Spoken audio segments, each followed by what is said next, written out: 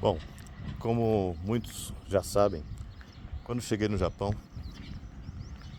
eu fui diagnosticado com uma doença muito grave, né? E no Brasil eu havia feito exames e não constou nada, não apareceu nada. Isso, o exame foi feito porque eu não queria chegar no Japão e ter que passar no médico, né? Mas acabei que fazendo uma, uma consulta médica por motivo de estar emagrecendo, né? E muitos já sabem, né? Assim que eu contei no começo de quando eu comecei a gravar vídeos no Japão, o que havia ocorrido comigo, né?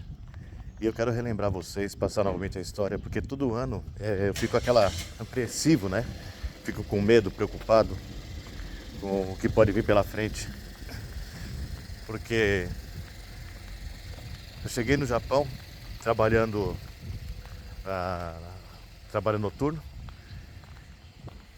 Eu e notei que meu corpo estava ficando diferente. Eu pesava, na época que eu cheguei aqui, eu estava com 100 quilos, 90, 100 quilos. E eu fui emagrecendo muito. Cheguei até os meus 70 quilos. Você vê, basicamente eu estava o quê? Uma caveirinha, né? E eu não sabia o que estava acontecendo. E alguns amigos falavam para mim que isso é decorrer do trabalho noturno, que a pessoa emagrecia muito, perdia muito peso, né? Por motivo de estar trabalhando à noite, né? Que os trabalhos eram muito puxados. Olha que bonito, laranja. E os trabalhos eram muito puxados. E isso eu não dei muita atenção, né? Eu fiquei naquela, falei assim, deve ser o trabalho mesmo. E continuei trabalhando, mas preocupado. Aí um dia um colega virou pra mim e falou assim que era no médico, né? Ia passar num dentista. E aqui no hospital nós temos a área a parte do dentista. Temos oculista no próprio hospital mesmo. E eu falei assim, eu vou passar no hospital, pedir uma vitamina, né? E para tentar me fortalecer, para ver o que realmente está acontecendo e tentar recuperar o peso que eu estava perdendo. Aí, conclusão, né? Fui ao hospital, né? Passei com o médico, inclusive o médico era muito novo, né? Era um rapaz muito jovem. Eu ainda fiquei meio assim, falei assim, esse rapaz não deve saber de nada, né? Mas mesmo assim eu passei com ele. Ele chegou pra mim e falou pra mim assim, qual o motivo de você estar emagrecendo, você sabe? Eu falei assim, não faço a menor ideia. Só sei que é porque deve ser também pelo motivo de estar trabalhando de noite, se esforçando demais. Aí ele falou pra mim assim, não, então vou fazer o seguinte, eu vou fazer com você alguns exames e eu quero ver o que realmente está acontecendo.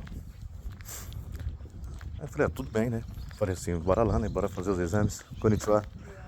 Eu falei, bora fazer os exames e ver realmente o que tá acontecendo comigo. E nisso ele resolveu, né? Pediu para que eu fizesse exame de sangue, né? Fizesse uma radiografia, né? Não contente, pediu para que eu fizesse exame de pulmão, né? Fiz uma bateria de exames, né? E foi diagnosticado o meu rim, né? Estava um pouquinho mais alterado que o outro. E ele ficou meio que desconfiado. Ele falou assim, olha, o seu rim está, parece que, não sei, está diferente, né? Tem um que está maior que o outro, né? Ele falou assim, vou mandar você para o especialista. Olha que lindo, olha isso. Falou assim, vou mandar você para um especialista. Olha essa casa. Aí eu falei, não, tudo bem. Aí ele mandou para um especialista de rim, né, num hospital, né, realmente uma universidade muito boa, né. Aí pediu para que eu fosse lá. Cheguei lá, fiz uma nova bateria de exames, né. Eles refizeram novamente todos aqueles exames, mas o médico já tinha mais ou menos o que ele estava desconfiado, né. Aí passei pelo médico, ele fez a bateria e realmente saiu um diagnóstico que eu estava com uma doença muito grave, né? Era um câncer maligno no rim. Eu tinha que fazer uma cirurgia urgente, né? Eles falaram assim, a cirurgia sua é urgente, nós temos que tentar remover. Aí eu falei assim, uma parte só do rim? Ele falou, não, o rim todo. Aí tive que entrar numa mesma cirurgia, remover esse rim. E correndo o risco de ter, tipo assim, de ter se alastrado, né? Porque ele falou pra mim que era um tumor maligno. Aí a preocupação e o chão caiu, né? Pensei muito na minha família nessa época. Falei assim, o que eles vão fazer sem a minha estrutura, né? Sem mim aqui, fazia poucos dias que eu estava no Japão, né? E eu fiquei mais chateado porque quando eu vim do Brasil para cá, eu fiz aquela bateria de exames. Eu fiz todos os check-ups, Eu fiz todos os exames que tinha que ser feito e não apareceu nada, não foi acusado nada. Aí eu falei, não, tudo bem, bora lá, né? Eu falei assim, você tem que fazer, né? Ainda falei pra ele, como eu disse pra vocês, é só uma parte? Não, ele falou, é todo.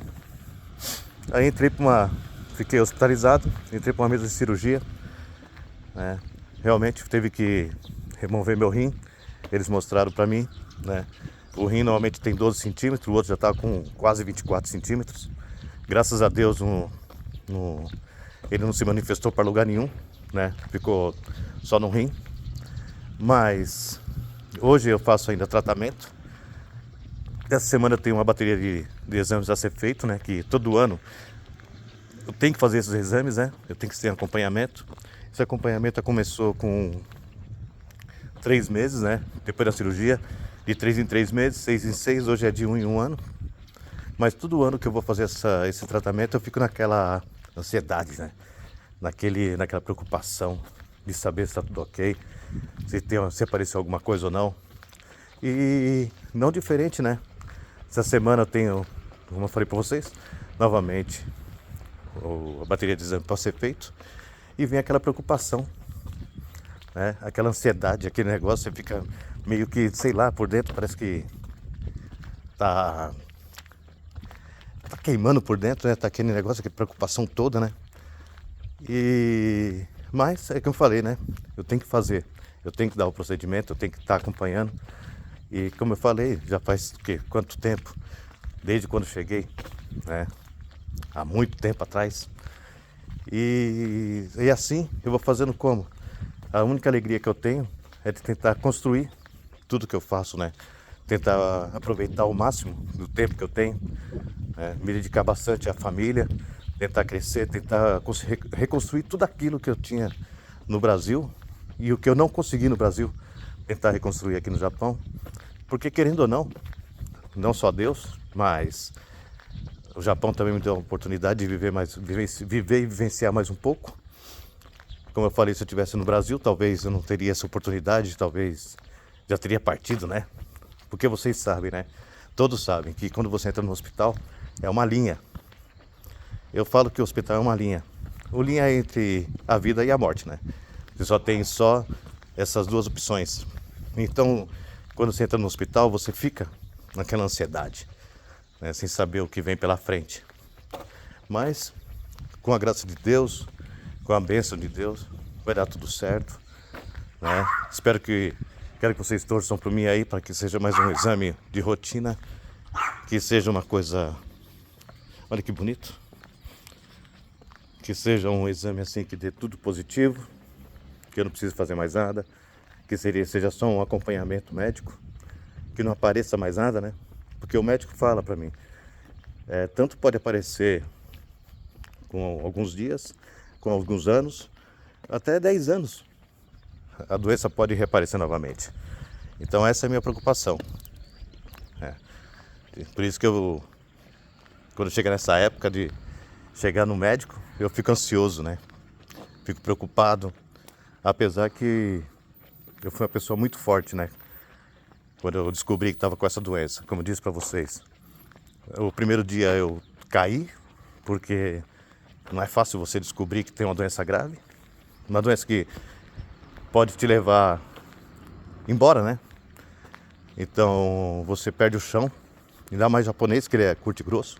Eles não escondem, eles não tentam dar uma volta, eles já são curto e grosso. Já chega e fala, é isso, e pronto, acabou, e vamos lá, vamos fazer, né? Vamos melhorar. Porque como eu falei, quando eu recebi a notícia, eles foram curto e grosso. Eles falaram assim, é câncer maligno, cirurgia urgente, você vai fazer aqui no Brasil. Então, pra você ter uma ideia, né? Aí eu cheguei e falei, já que eu tô aqui, vou fazer aqui, né? Se no Brasil, que no Brasil não descobriram, porque foi até uma coisa engraçada. Porque quando eu saí do Brasil, eu acho que não deu 8 meses de trabalho aqui no Japão. Essa doença apareceu. Sendo que antes de eu vir pro Japão, os 3 últimos meses, eu só fiz bateria de exames. Só fiquei fazendo exames no Brasil. Fiz tudo quanto é tipo de exame. E não custou nada. Falou que estava tudo ok, tudo limpo. Como é que pode uma doença se manifestar em 6 meses tão rápido assim? Né? Então eu achei que existia sim alguma coisa. Só que eles não descobriram. E aqui, como eu falei, o Japão me deu a oportunidade, né, de conseguir descobrir essa doença, né.